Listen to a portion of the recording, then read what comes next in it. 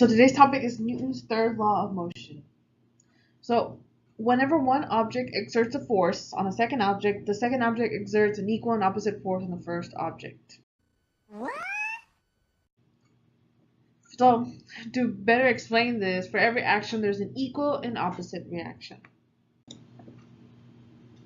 So one force is called the action force, and the other force is called the reaction force.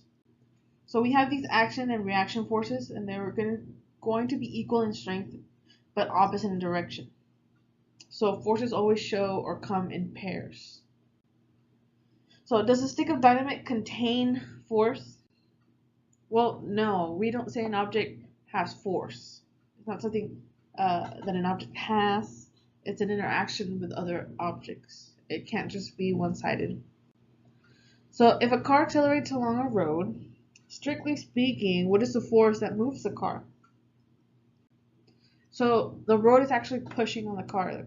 It's making you go, helping you go. So the rotating tires push back on the road, and at the same time the road pushes forward on the tires. There's an action and reaction force.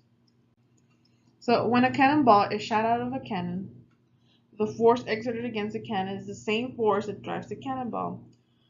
Why then does the cannon undergo more acceleration? So if you look at the before picture, the cannon is set, and as soon as it fires that cannonball leaves,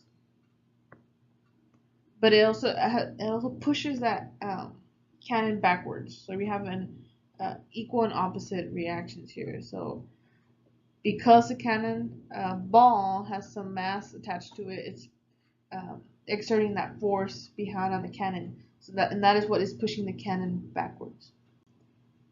So how does the space shuttle get into space? So again, there has to be action and reaction forces.